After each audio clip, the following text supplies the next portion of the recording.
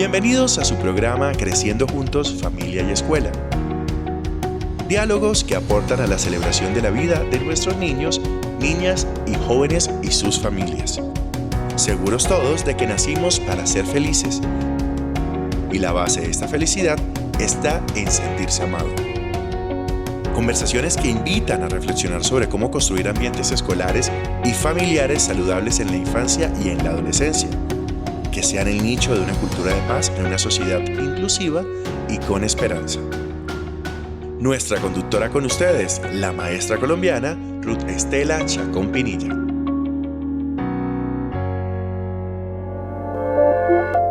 Bienvenidos a esta emisión de Creciendo Juntos, Familia y Escuela. Gracias por acompañarnos en el día de hoy. Hoy vamos a compartir una lectura bien hermosa que tiene que ver con este tema que construiremos, aprenderemos y compartiremos hoy. Bienvenidos entonces a esta lectura compartida. Bien, vamos a compartir un texto muy hermoso en esta mañana. Este texto se titula Yo voto por mí, de Martín Balchase y Christine Schwartz. Este libro es escrito por estos dos autores y publicado por Loges Ediciones en el año 2007. Cada 4 años los animales elegían a un rey. Al león le encantaban las elecciones porque los animales le elegían siempre. Se colocaba en lo alto de una colina y preguntaba: ¿quién está a mi favor? Y todos exclamaban: nosotros estamos a tu favor. A continuación había cerveza y salchichas gratis. Pero en una ocasión fue distinto. ¿Para qué sirven unas elecciones si no hay ninguna alternativa?, preguntó el pequeño ratón gris. Tú necesitas un candidato rival, pues de lo contrario no tiene sentido. El león aceptó la propuesta del rival e hizo que le pintaran un cartel con él. Estaba orgulloso del resultado, ya que la leona lo había dejado muy favorecido. Pero el pequeño ratón también había pintado un cartel. Mejor yo, el partido del ratón. Al ver el gigantesco cartel del ratón, todos los demás animales quisieron participar también, por lo que cada especie envió un candidato a la asamblea electoral. Allí cada uno tenía un voto para elegir el nuevo rey. El pequeño ratón gris era el candidato de los roedores y pronunció un emotivo discurso. A los gatos les estará prohibido comer ratones, exclamó, y todos los ratones aplaudieron. Si yo soy el elegido rey, nosotros nos comeremos a los gatos. Inmediatamente después habló un distinguido gato. Si yo soy el rey, los ratones serán alimento básico. Los habrá en el desayuno, en la comida de mediodía y en la cena. Los habrá como sopa, a la parrilla y fritos. Elegidme y tendréis siempre carne fresca de ratón. Una hormiga exigió. Más trabajo para todos. 20 horas al día no son suficientes. Después alzó los brazos al aire e hizo la señal de victoria. Mi lana me pertenece, gritó la abeja todo lo alto que pudo. Sí, yo soy reina, nosotras mismas nos tejeremos los jerseys. La carpa tenía un par de buenas ideas para un pantano, que en tiempo de sequía ofrecería a los animales siempre suficiente agua, pero nadie pudo entenderla y todos pensaron que burbujeaba tonterías. También el avestruz habló durante horas sobre un aeropuerto que él quería construir, con comercios y aparcamientos, 4 pistas de aterrizaje y una conexión ferroviaria subterránea. Cuando alguien le preguntó quién iba a pagar todo aquello, metió su cabeza en la arena. El pastor alemán era partidario de la ley y del orden y quería tener atados a la cadena a todos y cada uno. Ferdinando el Toro proclamó el paraíso en el que todos serían iguales, comerían igual, vestirían igual, cantarían las mismas canciones y se amarían siempre. El zorro era partidario de los países sin fronteras. y al decirlo, guiñó en especial a los gansos. Únicamente la ballena no estaba interesada en la elección y nadó nuevamente hacia su casa. Una vez pronunciados todos los discursos, se dio paso a la votación. La votación era secreta, pues nadie quería mostrar a favor de quién estaba. Por la tarde, el topo contó los votos y anunció el resultado. Cada candidato ha recibido un voto, ninguno para el león, una abstención.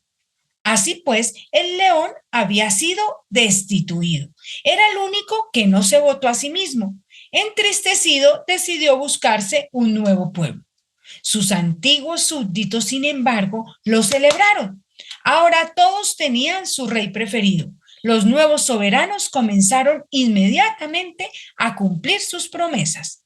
El zorro perseguía a los gansos, los gatos devoraban a los ratones cazaban a los gatos, las ovejas defendían su lana, el toro luchaba por la paz, el pastor alemán ataba la carpa a la correa y el avestruz había metido de nuevo su cabeza en la arena, donde golpeó con el topo, que debido a la gran confusión se había enterrado todavía más profundamente. ¡Qué caos! Durante 2 semanas imperó un enorme caos. Ninguna ley tenía ya validez. Todos hacían únicamente aquello que se les ocurría en el momento. Era horrible. El león estaba sentado en lo alto de una montaña y movía preocupado la cabeza. De pronto apareció el pequeño ratón ante él y preguntó: «Bien, ¿y ahora qué podemos hacer nosotros?». El león miró hacia un lado. ¿Nosotros? El ratón suspiró. Vamos, viejo huraño, dime, ¿qué hubiera hecho el antiguo rey? Entonces el león cogió al pequeño ratón en sus zarpas y descendieron por la colina hacia donde estaban los demás. El antiguo rey respiró profundamente y rugió. ¡Nuevas elecciones! Los animales se asustaron y se miraron unos a otros. Completamente exhaustos de tanto arañazo y mordisco, ya no tenían ganas de jugar a ser reyes. Hicieron lo que el león les había aconsejado. Y como esta vez solo se presentó un único candidato, todo también fue muy fácil. Cada 4 años los animales eligen a su rey. Al león le encantan las elecciones, pues todos votan siempre por él, pero esta vez es distinto. Un pequeño ratón gris dice: ¿para qué sirven unas elecciones si no hay alternativa? Tú necesitas un candidato rival, porque de lo contrario esto no tiene ningún sentido. El león acepta y abre la campaña electoral. Sin embargo, el ratón no es el único que quiere también ser rey. Y colorín colorado, esta linda historia ha terminado. En nuestro corazón y en nuestra cabecita ha quedado.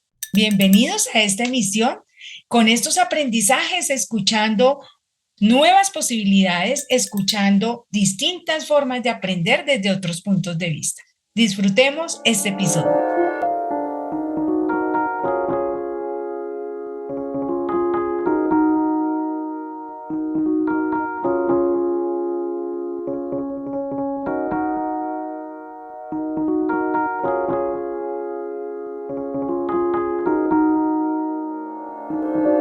Bienvenidos a esta emisión de Creciendo Juntos, Familia y Escuela. Gracias por acompañarnos este domingo y hoy con una grata visita en este espacio. Una grata visita porque vamos a seguir aprendiendo como familias, como escuelas, pero también con una persona que hemos crecido en el campo profesional, en el campo familiar y nos hemos acompañado. Y hoy lo invito al señor Fabián Acuña. Él es un padre de familia con quien hemos tenido la oportunidad de caminar, pero hoy nos acompaña desde esos aportes profesionales que los padres de familia pueden hacer en toda esta construcción de ambientes familiares y escolares saludables. Don Fabián es candidato a doctor en investigación en Ciencias Sociales de la Flaxo, México, politólogo y magíster en estudios políticos de la Universidad Nacional de Colombia, investigador del Observatorio de Reformas Políticas en América Latina, UNAM, OEA, y docente de la Universidad Nacional Abierta y a Distancia UNAD de Colombia. Se desempeñó como asesor de la misión electoral especial surgida del acuerdo de paz entre el gobierno de Colombia y la guerrilla de las FARC y consultor del Instituto Holandés para la Democracia Multipartidista. Señor Fabián, muchísimas gracias por estar aquí en este espacio de Creciendo Juntos, Familia y Escuela, compartiendo sus saberes profesionales. Profe Ruth, muchas gracias también. Gracias por la especial invitación a tu audiencia. Los mejores deseos y pues es muy grato para mí esta invitación. Bueno, pues reconociendo todos esos saberes profesionales, toda esa trayectoria que usted tiene en el campo y en el contexto político, pues bueno, acabamos de hacer un giro en Colombia, hay un nuevo contexto político actual en nuestro país y es bueno realizar algunas comprensiones al respecto para saber cuáles pueden ser las rutas que se deben mantener, fortalecer o no para crecer como país. En este orden de ideas, señor Fabián, y desde su trayectoria, yo quisiera que hiciéramos desde sus estudios políticos un breve contexto de lo que ha marcado ese mundo político en nuestro país desde hace 20 años. Bueno, profe, eh, incluso podríamos irnos un poquito más para atrás Yo porque, creo porque la historia, conveniente irnos más para atrás. porque digamos, yo creo que la historia en Colombia se parte un poquito a partir del 91 con el proceso de la Constitución, pero hacia atrás, digamos, siempre fue un contexto político mediado por la intervención de dos fuerzas políticas, ¿sí?, tradicionales, que los reconocemos, son de los partidos políticos más antiguos del mundo, ¿sí?, el Partido Liberal y Conservador, y pues, digamos, incluso todo el siglo XX es la historia de los partidos, de esos partidos en Colombia, con sus pugnas. De hecho, el siglo XX es la historia ya como en democracia de esos partidos del siglo XIX. Fue un periodo de muchas contiendas. De hecho, hay un texto que hace poco cité en un artículo de un académico que se llama Hernando Valencia Villa, que se llama Cartas de Batalla, que decía que todas las constituciones en Colombia eran producto de una victoria militar. ¿Sí? Entonces, cada constitución surgió en el siglo XIX y en el siglo XIX por una victoria militar. Ya en el siglo XX ya empezamos a transitar a procesos democráticos por la elección, pero siempre estaba disputado entre esos dos partidos. Se nos viene la violencia de medio siglo del siglo pasado, por los 50, sí, que muchos reconocen, nuestros abuelos, nuestros ancestros reconocen porque la vivieron, ¿sí?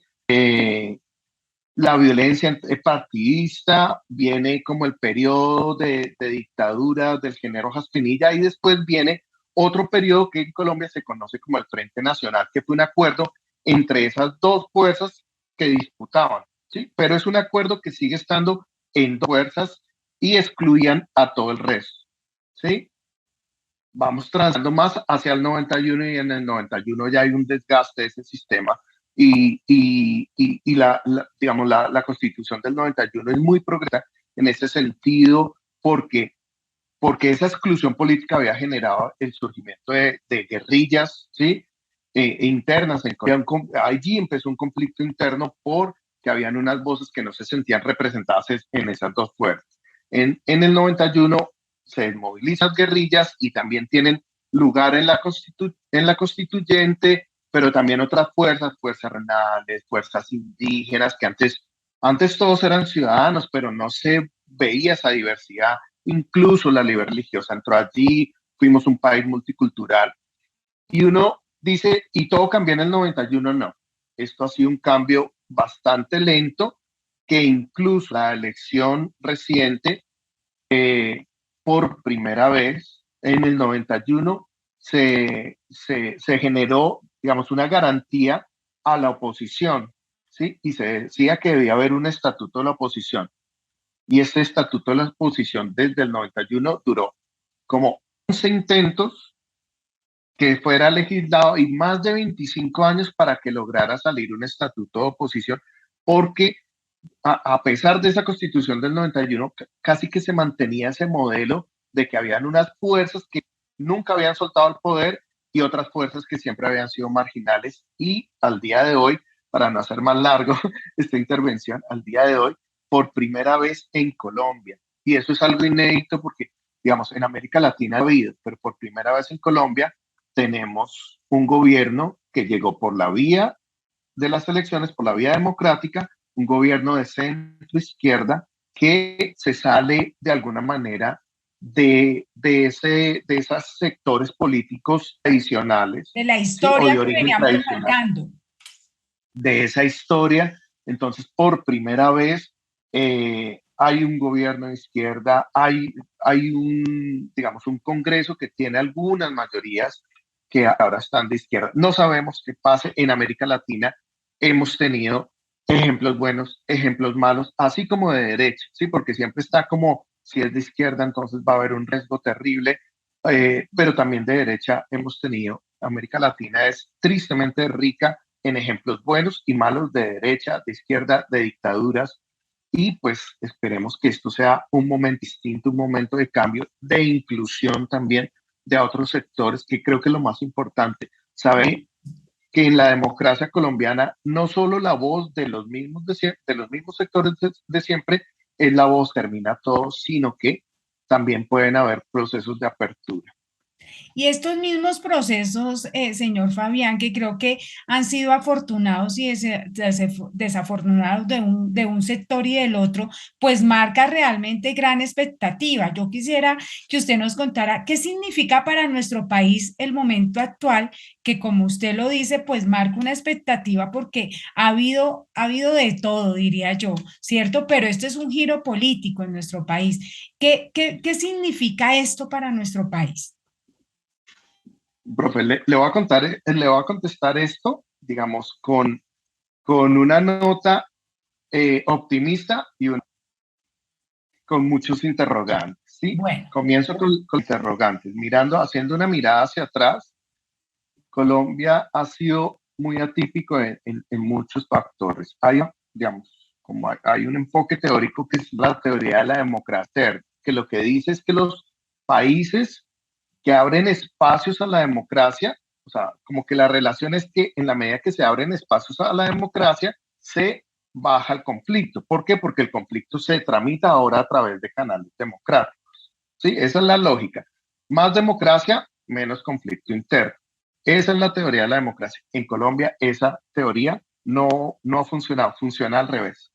¿Por qué? Porque en momentos en donde se cerró los espacios democráticos, por ejemplo, el ente nacional, fueron momentos en donde hubo una pacificación.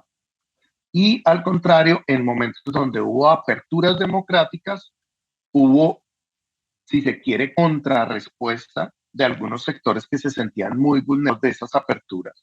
¿Sí? Y, digamos, el mayor como que el mayor, uno de los grandes factores de violencia también se generó a partir de la apertura de la Constitución del 91. ¿Sí? Veníamos de un sistema cerrado, en el 91 se abre a más sectores al contrario de lo que le decía de la teoría de democracia interna, en Colombia funcionó al revés. Fue después del 91 en donde hubo una explosión, pues veníamos de guerra contra el narcotráfico, de pues, un conflicto con las guerrillas, pero también el surgimiento y empoderamiento de grupos paramilitares en las regiones.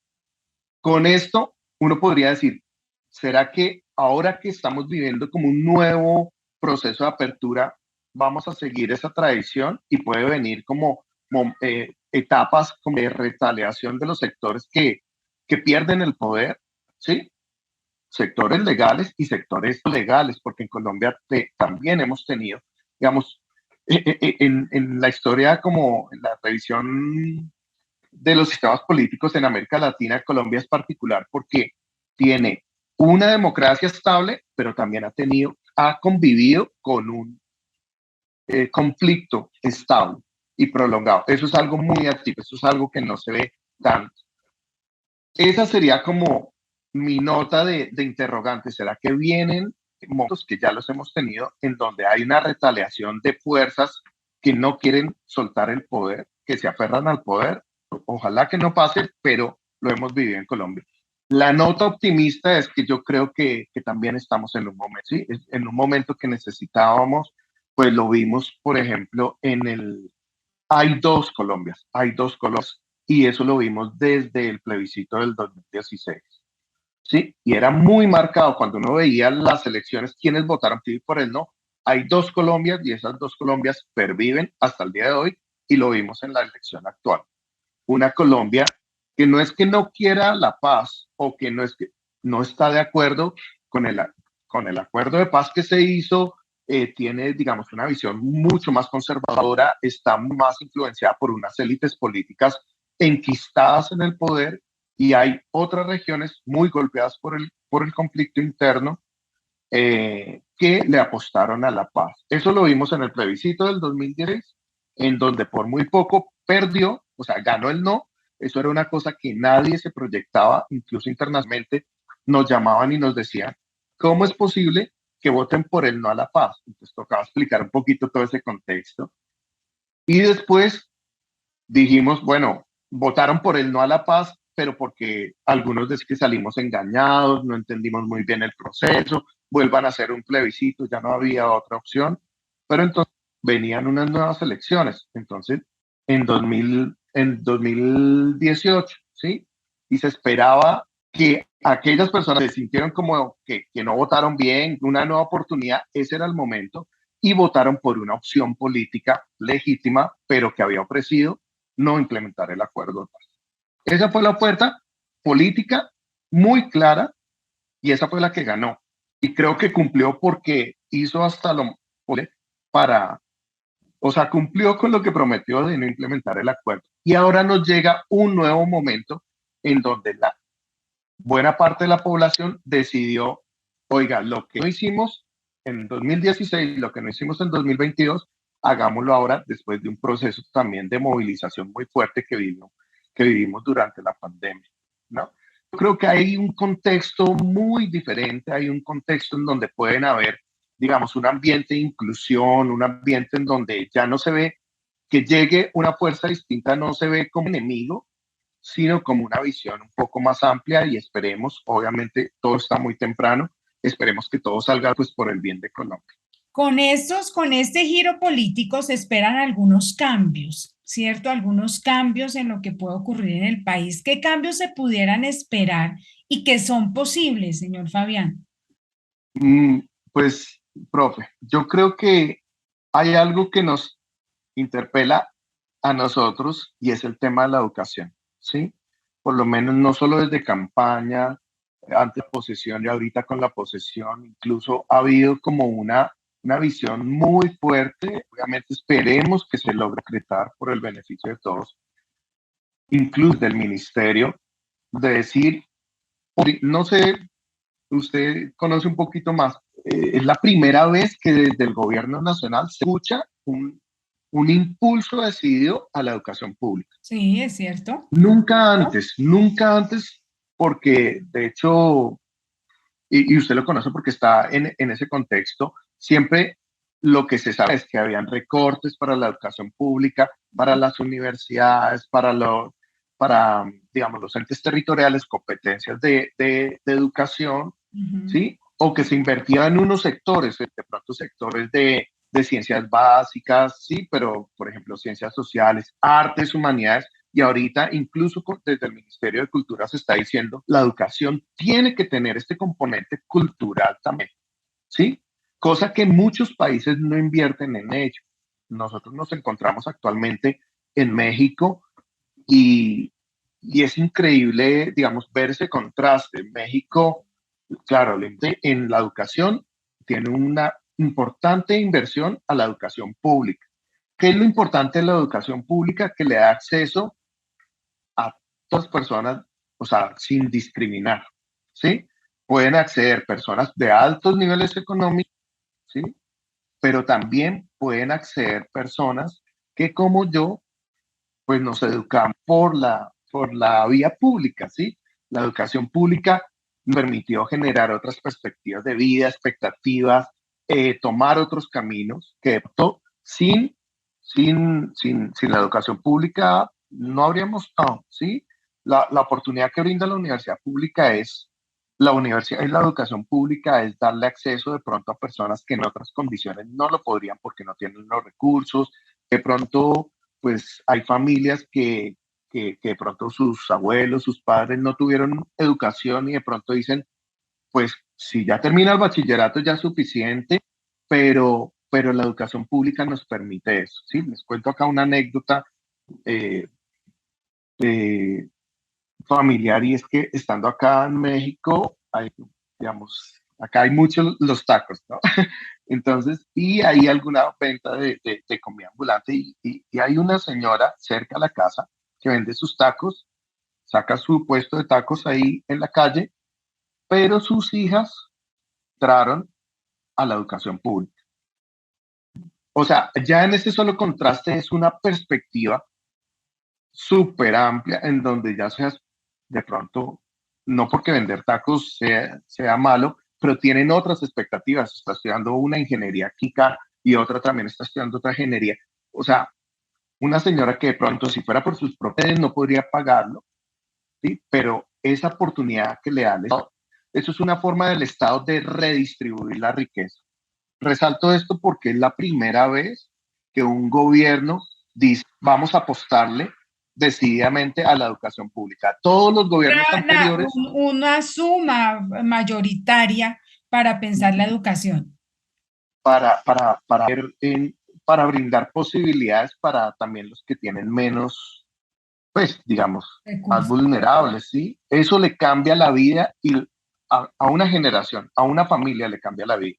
Que una familia no tenga que acudir a revitalizarse para que un hijo o una hija pueda educarse, yo creo que ya eso es un logro enorme. Todavía está por verse, creo que hay muchos esfuerzos y está como la decisión y yo creo que eso sería un cambio enorme en Colombia, porque los gobiernos anteriores pues privilegiaban apoyar a la acción privada, que está muy bien, pero yo creo que diversificar la oferta es muy importante, sobre todo para los que tienen menores ingresos. ¿Qué otro cambio? Porque bueno, este de la educación obviamente nos alegra mucho por la gama que abre de posibilidades para nuestros niños, nuestros jóvenes que están esperando poder cumplir sus sueños. ¿Qué otro cambio viene así o se puede proyectar? Yo creo otro cambio, pues según, claro, todo está apenas comenzando, pero por la trayectoria del gobierno, digamos, de quien está en la cabeza del gobierno, tanto la fórmula presidencial como vicepresidencial, creo que voy a resaltar dos cambios. Uno es que lo dijeron claramente, vamos a implementar el acuerdo de paz.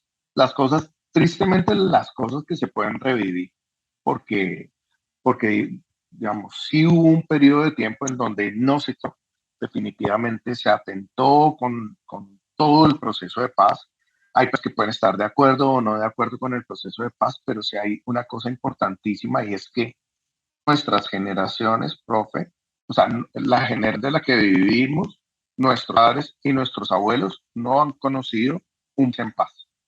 Todo, o sea, era algo que no conocíamos, incluso creíamos que fuera a ser posible, un país sin actores armados, que con el acuerdo de paz se acabaron, no, todavía persiste, pero creo que empezar a bajar las banderas de estos grupos que contienden internamente, que tienen un dominio territorial, ¿sí? Que fungen como para estados, en unos lugares donde el Estado no tiene dominio, sino quien tiene el dominio son grupos ilegales. Eso fue con lo que crecimos todos y todas, ¿sí? Muchos de nuestras familias tuvieron que emigrar de sus lugares, ¿sí? Tuvieron que llegar a ciudades. Claro, uno dice, pero es que llegan a la capital, a Bogotá, a Medellín, a Cali, y llegan para vivir otro mundo, pero es que no llegan en las mejores condiciones. Muchos de ellos llegan a ensanchar los círculos de miseria, de periféricos de las ciudades, en condiciones de vulnerabilidad. ¿Por qué? Porque algunos de ellos no querían salir de sus tierras y los sacaron a la fuerza. Entonces, creo que este impulso del gobierno, decir, vamos a implementar el acuerdo de paz, y creo que es una cosa que también vamos a hablar pronto, y tomar las recomendaciones de la Comisión de Memoria Histórica, creo que es un punto importante, valioso y el cambio enorme. Y el otro punto que quería resaltar es el tema de la inclusión. Es entender, profe, nosotros desde acá, digamos, a la distancia, fue, fue un poco doloroso ver cómo persisten en Colombia tantos rezagos de racismo, de clasismo, de, digamos, en la campaña, digamos, las cosas que recibió la vicepresidenta actual, ¿sí? Por ser mujer, afro, Afrodescendiente. ¿sí? Claro, afrodescendiente. Habían memes, ahorita estamos en el mundo de los memes y habían memes que la denigraban totalmente y decíamos, pero ¿cómo es posible que en el siglo Actual. XXI, actualmente, ¿sí? Había uno que decía que si Petro llega a la presidencia, pues va a tener la cocinera porque se supone que en la Casa de Nariño, porque hay como el imaginario que la mujer afro es la mujer que está al servicio, ¿sí? Y por eso también se dieron unas simbologías impresionantes. No sé si pudieran ver la posesión del canal institucional, no desde los tradicionales, desde el canal institucional, las portadoras fueron mujeres afro, ¿sí? Ver que, digamos, lo primero que llegaron de entrada a la Casa de Nariño fue saludar a las personas de servicio. Yo creo que ahí se jugó mucho simbolismo de decir, acá hay algo distinto en la posesión, por ejemplo, y lo dijeron, tenemos invitados de a un embolador de tal región, a una mujer afro, a personas humildes, a un campesino que Representaciones labra la tierra, de otros representaciones, sectores. lo que han denominado y lo que se denominó en medio de la campaña, los nadie, ¿sí? Los nadie, aquellas personas que de pronto, no que no tengan voz, sino que su voz ha sido opacada, como le decía, un poco en la historia de Colombia, que si no eran los sectores tradicionales quienes tenían la voz y el lugar de decisión, entonces todos los otros han excluido.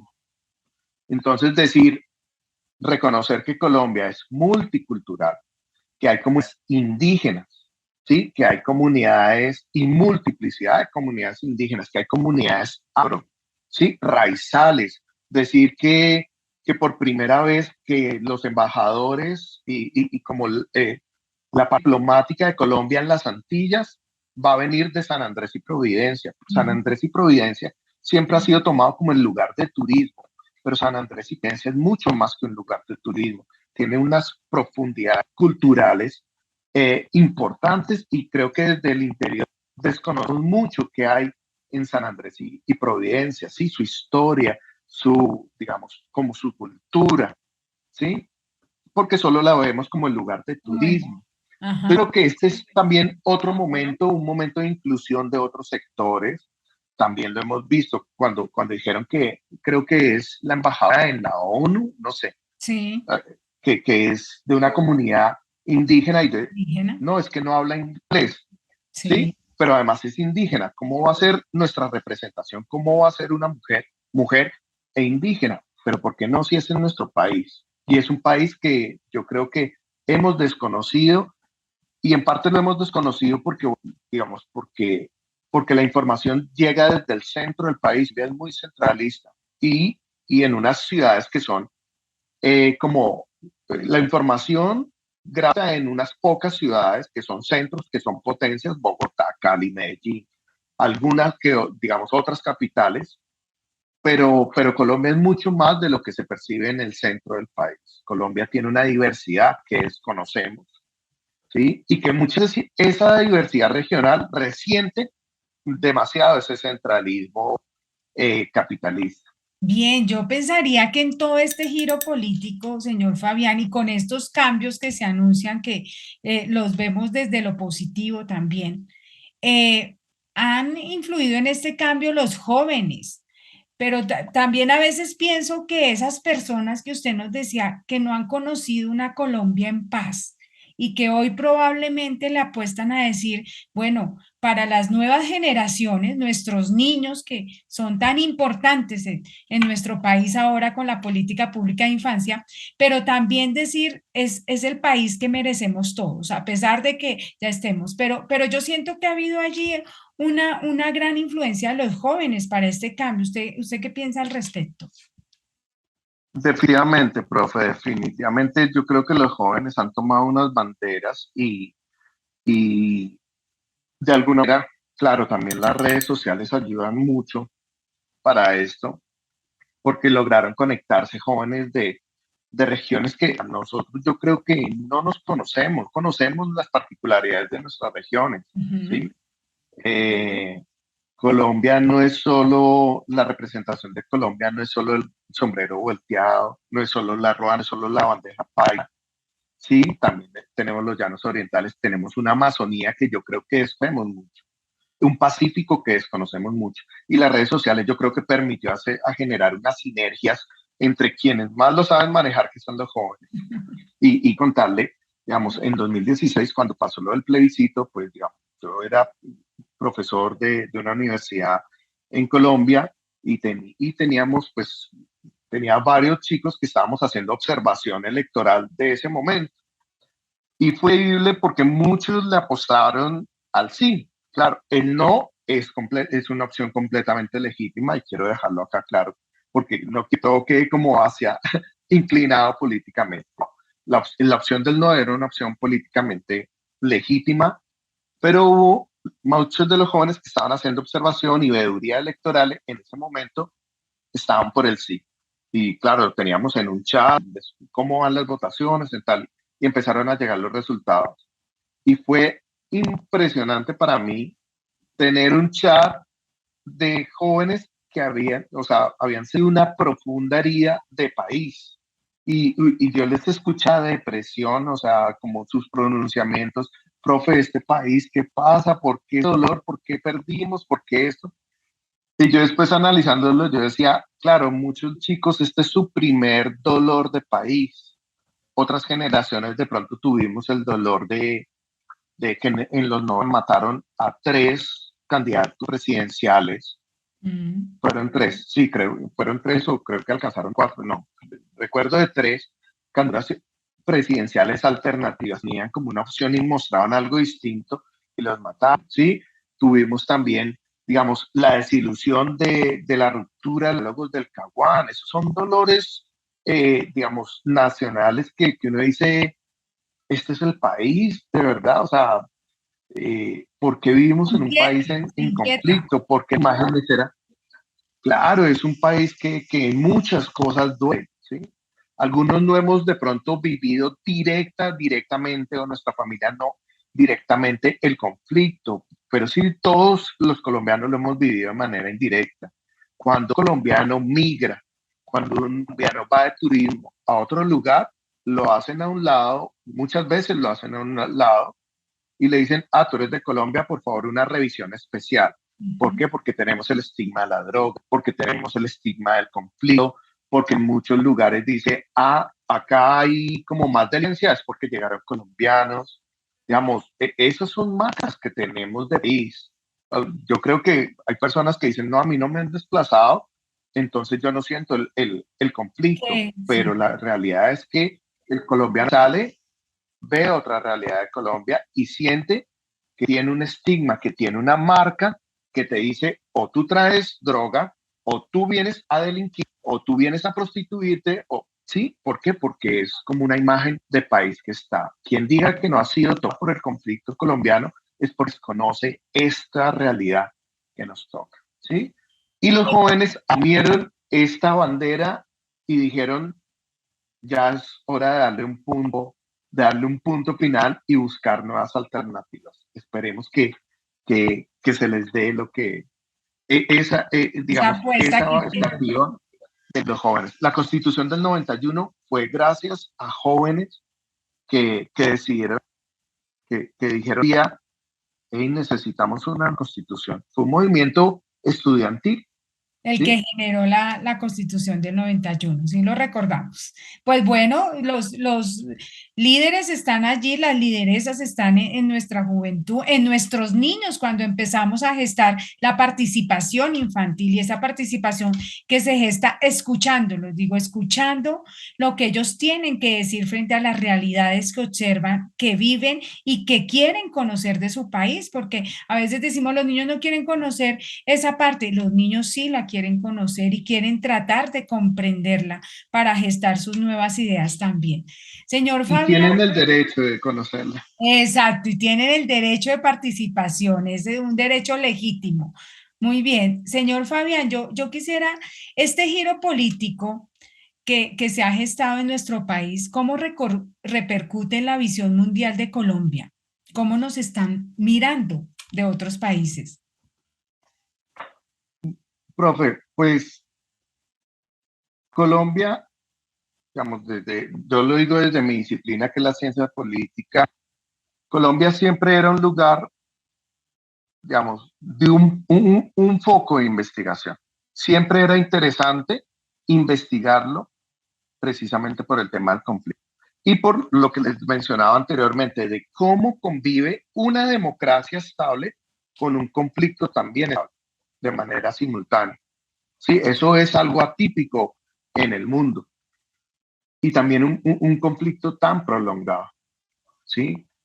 Y que con todo el conflicto seguimos haciendo elecciones y el tránsito del poder sea por la vía electoral. Entonces, eso era un poco de mirar, Colombia era un caso atípico. Como cuento, digamos, siempre he tenido contacto con colegas del exterior y en el momento en que en el proceso de paz tuvo, o sea, obviamente todos los ojos de todo el mundo estuvieron en Colombia porque fue un proceso de paz bastante innovador, Ujú. perfectivo como todos los procesos, pero bastante innovador, ¿sí? Muchos procesos de paz están mirando qué fue lo que pasó. Hay aprendizajes importantes. ¿De qué se debe? ¿Qué no se puede hacer? ¿Sí? Eh, Cuando se vota por el no, o sea, no sé si retan esos momentos en donde incluso el apoyo al acuerdo de paz tenía, o sea, teníamos más apoyos en el exterior que en el interior.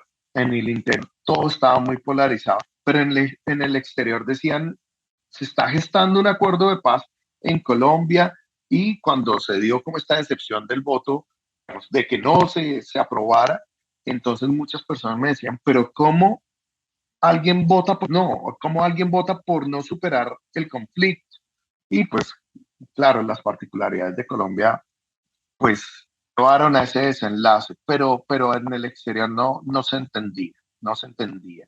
Eh, y yo creo que ahorita hay una nueva expectativa de poder, porque es que, profe, si Colombia supera su conflicto, ahorita está hablando de también generar negociación con otros actores armados que perviven en Colombia, si Colombia logra generar su conflicto, le va a generar también muchos aprendizajes a otros conflictos del mundo, ¿sí? A otros territorios que están tan, digamos, que están viendo el flagelo de las confrontaciones entre civiles. Entonces yo creo que, que, que aquí hay muchas cosas que Colombia puede dar como aprendizaje. Y ahora también en temas de inclusión, en temas de inclusión de género, en temas de inclusión de comunidades marginadas, ¿sí? Yo creo que hay muchas cosas que Colombia puede dar como ejemplo. En México, pues antes se hablaba, esta semana hubo una presentación del informe de la Comisión de la Verdad acá en México, y uno de los comisionados, que es extranjero, dijo una frase muy interesante. Dijo, antes se decía que México había incurrido como en una colombianización, la colonización mexicana. ¿Por qué? Por el tema del conflicto y por el tema del narcotráfico. Y él mismo, ahora esperamos que la colombianización de México sea porque también están haciendo un tránsito a procesos de diálogo, de comisiones de verdad, ¿sí? De Creo que decir, ya empezaron, hablemos creo y que ya dialogamos. empezaron. Sí. ahorita, claro, y la Comisión de Verdad de, de México tiene también como ejemplo lo que ocurrió en la Comisión de Verdad en Colombia, así como nosotros tuvimos como ejemplo comisiones de verdad de Sudáfrica, como las comisiones de verdad en Centroamérica, ¿sí? En Guatemala, en Salvador, incluso una de las personas que estuvo bajo de todo el componente estadístico, también estuvo en las comisiones de verdad de Guatemala, de Salvador, también tuvimos aprendizajes de, de Perú, ¿sí?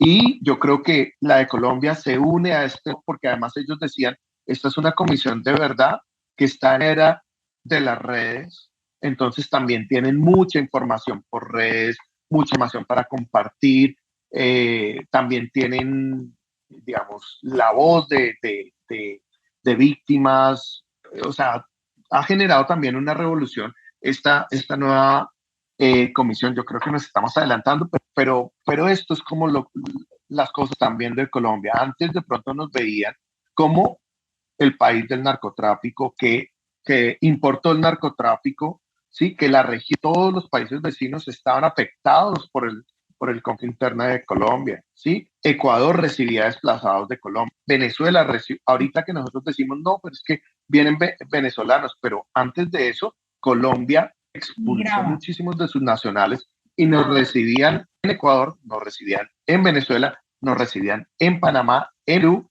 Brasil ¿sí? inclusive. Entonces, Brasil, ¿sí? España, Estados Unidos, digamos, Europa también tiene, claro, está bien una migración, está bien una migración porque van a estudiar, van a buscar, pero una parte de la migración colombiana fue por desplazamiento forzoso. Y acá hubo un capítulo en la Comisión de la Verdad de cómo se cuenta el conflicto en el exilio, porque acá también hay muchos exiliados.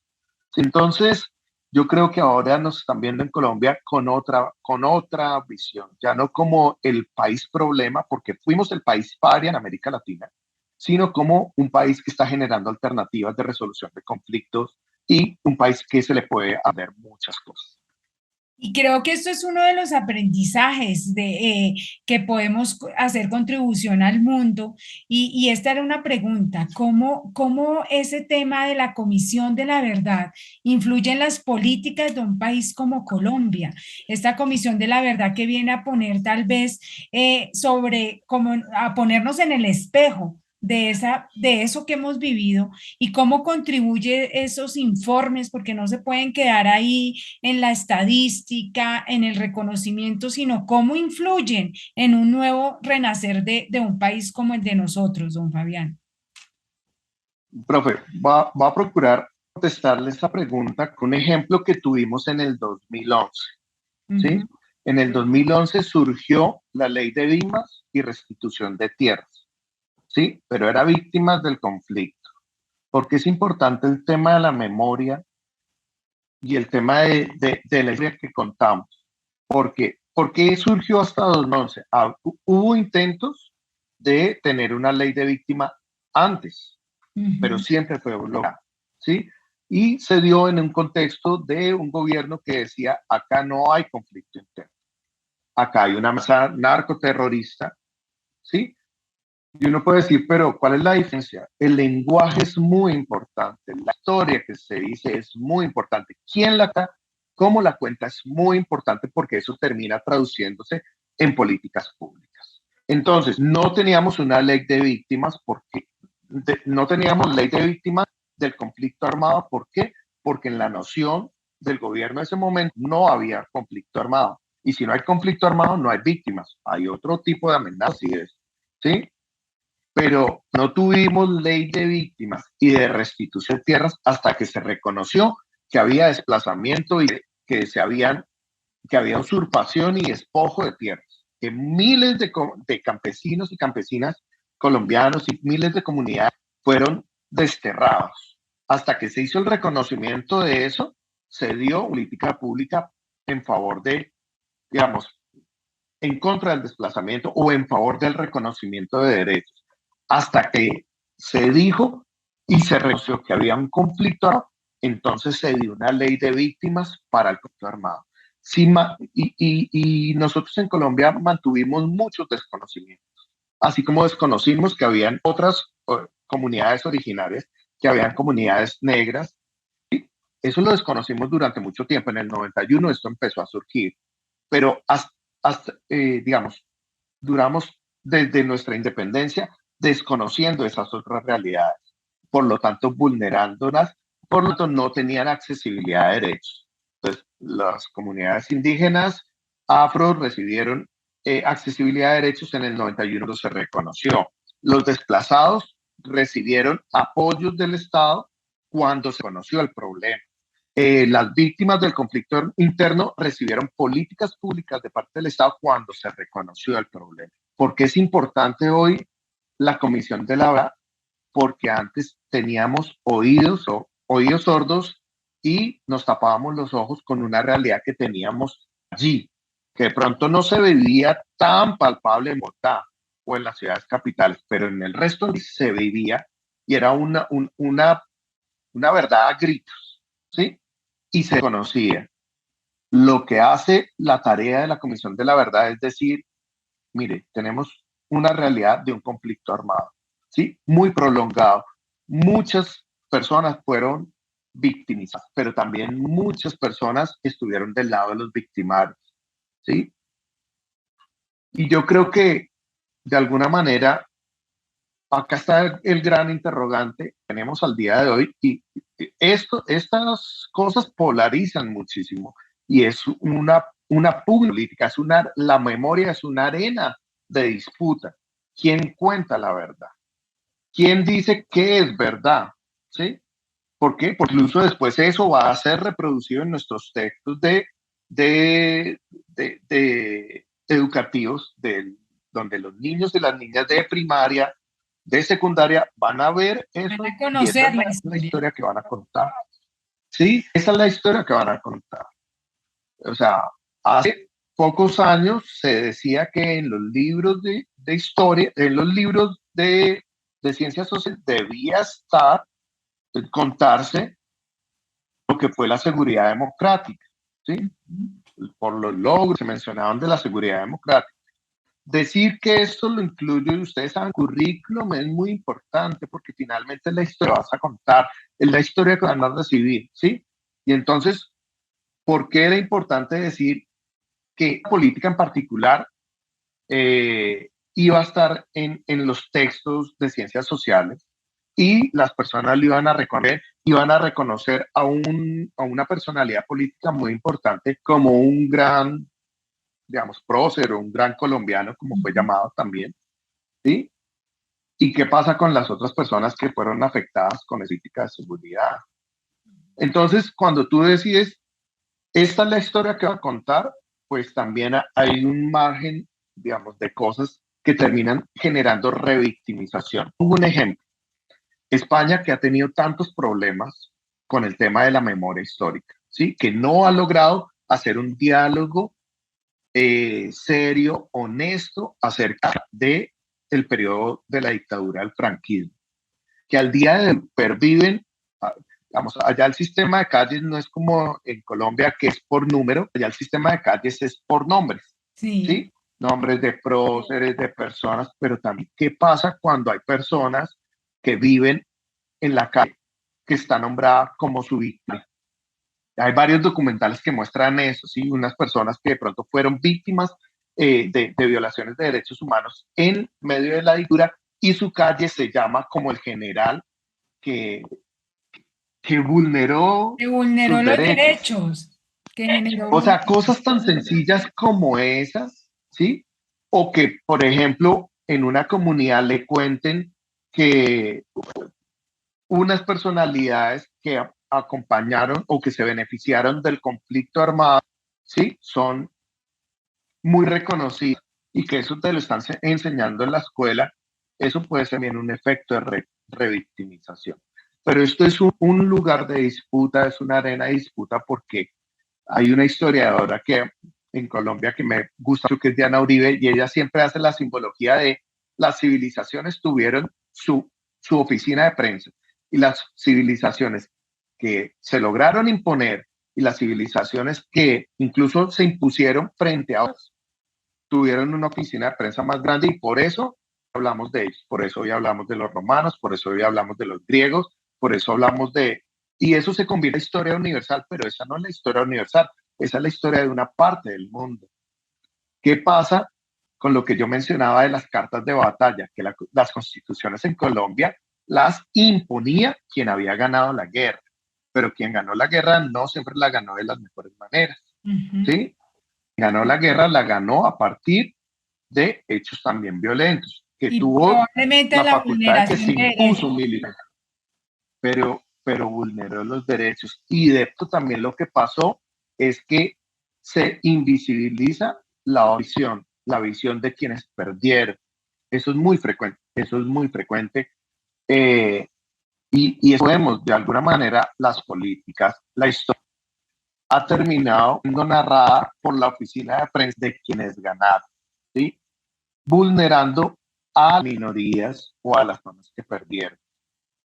Y yo creo que es un momento, un punto de diálogo que tenemos que darnos, porque no vamos a seguir desconociendo a otros, desconociendo otras realidades, desconociendo a quienes no tuvieron la capacidad de imponerse ni militarmente, ni económicamente, ni socialmente, ¿sí? Y esa es una historia que también está en Colombia que debemos contar. Y esto que dialogamos, señor Fabián, es un preámbulo hermoso para una pregunta que quiero hacerle, o más bien pedirle un mensaje a todos nuestros niños y jóvenes para su educación política. Creo que hay un gran compromiso de las familias, de las escuelas, pero también de los mismos niños y los mismos jóvenes en recibir, exigir, creería yo, esa educación política.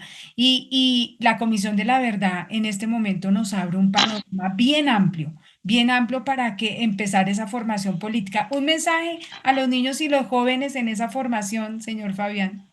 Bueno, yo creo que el principal mensaje es que ahorita estamos en el mundo de la información. Antes recibíamos la información que nos llegaba, que estaba mediada por otros factores y solo esa información era la que acudíamos. Ahorita, digamos, tenemos el mundo de las redes sociales, el internet y la información. Yo creo que hay una democratización de la información. Eso tiene muchos riesgos también, ¿no? Pero el mensaje para las, digamos, para las juventudes es busquen diversas fuentes de información. No se queden con una sola fuente de información. ¿Por qué? Porque esa fuente de información les va a dar una perspectiva de la vida, de la realidad que esa fuente de información considera real.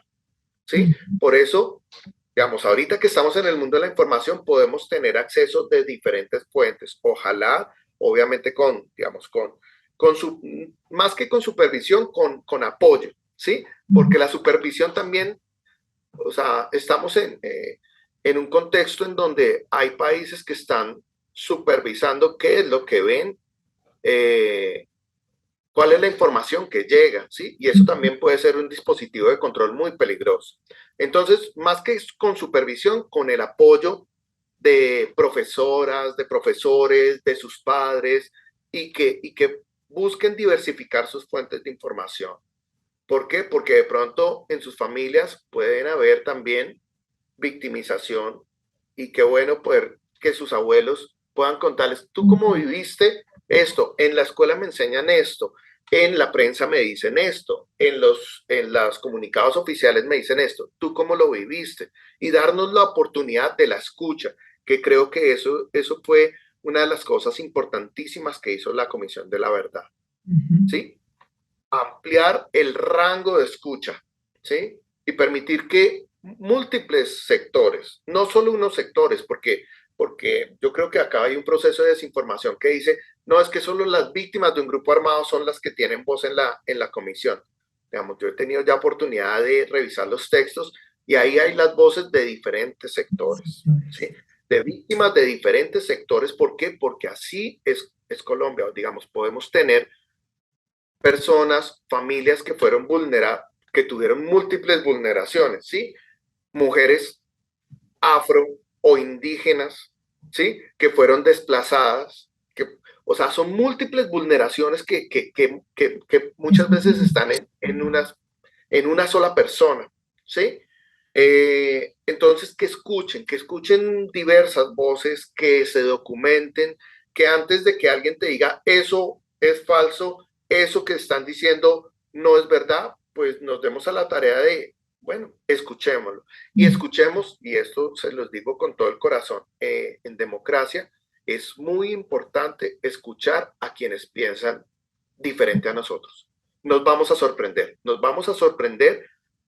Hay personas que dicen yo soy así y yo no cambio, pero una persona más completa no es la que nunca cambia, es la persona que se da la oportunidad de escuchar a otros, que se da la oportunidad de reconvenir, de decir, ah, yo estaba equivocado. Eso es muy difícil, pero decir, yo estaba equivocado, yo pensaba de esta manera, pero ahora con los argumentos de otros también se me amplía el rango de entendimiento.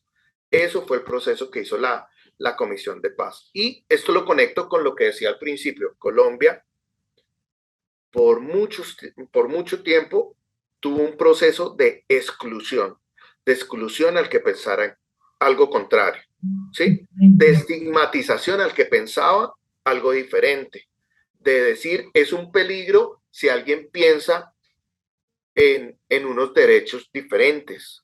Es un peligro, ojalá que mis hijos, esto lo digo entre muchas comillas, muchas familias decían, ojalá que mis hijos no vean que hay unas personas que tienen una preferencia de género diferente, ¿sí? Ojalá que mis hijos nunca vean, o sea, una cosa que no podemos hacer es meter a nuestros hijos en una burbuja y lo mejor que le puede pasar a nuestros hijos es que conozcan que el mundo es amplio, que el mundo es diverso, porque cuando no se ve esa diversidad, entonces se da procesos de exclusión, procesos de bullying también, que se da muchas veces en los colegios, ¿sí? Porque tal persona es alto, es bajito, es gordito, es de un color diferente, es extranjero, ¿sí? Y yo creo que lo que más nos sirve en este momento de la vida es abrirnos un poco a la diversidad, claro, con cuidados, pero abrirnos y saber que el mundo es muy distinto a como nosotros lo conocemos y que vale la pena escuchar a las personas que piensan diferente porque algunas de esas personas nos pueden aportar muchísimo. Bien, don Fabián, muchísimas gracias. Ese mensaje para nuestros jóvenes es importante y para nuestros niños en su formación política. Ya para irnos, don Fabián, toda mi gratitud por encontrarnos en este espacio, por aprender de los saberes profesionales con los padres de familia, que creo que son muchos los aprendizajes que podemos ir construyendo. Y bueno, un saludo final para la familia y para la escuela, esos actores que nos acompañan domingo tras domingo aquí. Profe, no, muchísimas gracias por el espacio de diálogo, por siempre el cariño que dispensas para nuestra familia.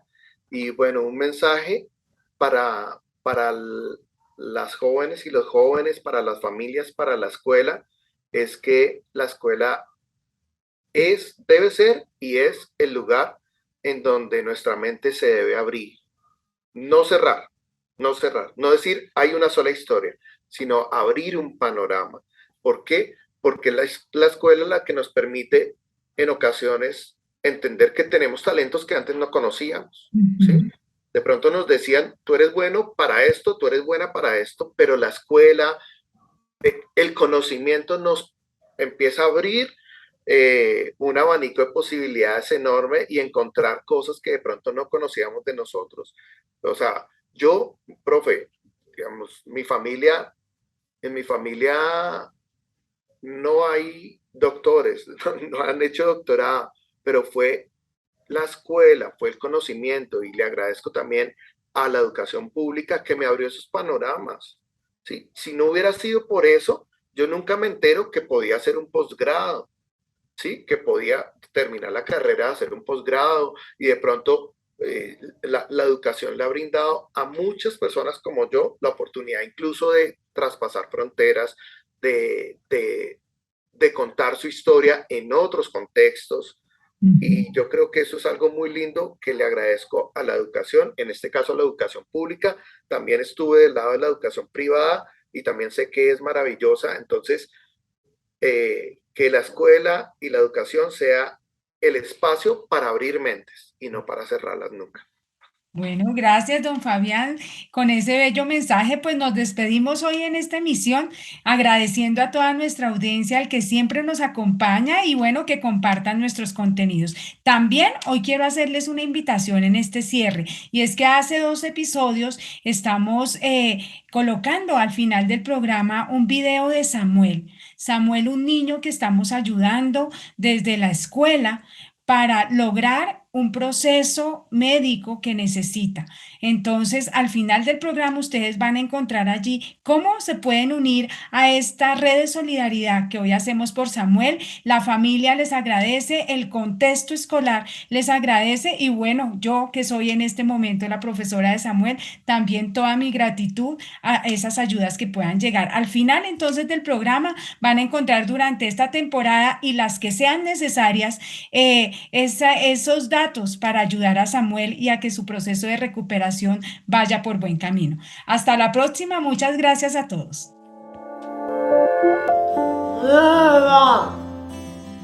Mi nombre es Lida Marcela Alvarado Izquierdo, mamá de Samuel David Vega Alvarado. En el momento de nacer, mi niño sufrió una hipoxia perinatal, o sea, le faltó oxígeno al nacer, que le afectó toda su parte motriz y padece de parálisis cerebral disinética. Actualmente ya tiene 13 años, es un niño alegre, inteligente, cariñoso, está escolarizado y si Dios quiere el otro año pasa a bachillerato.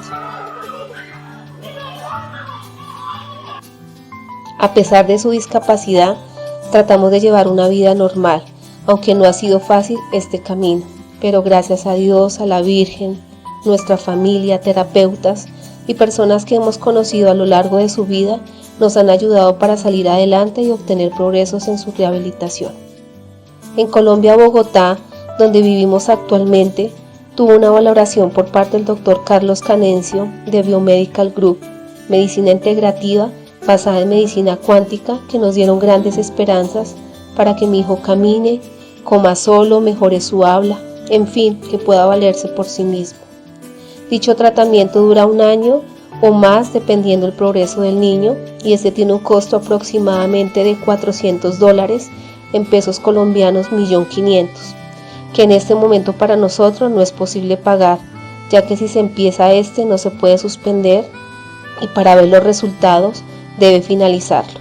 A las personas o fundaciones que nos quieren apoyar, ya que como padres hacemos todo por nuestros hijos y queremos que Samuel sea más feliz y pueda cumplir sus sueños de caminar solo y llegar a ser un gran guitarrista.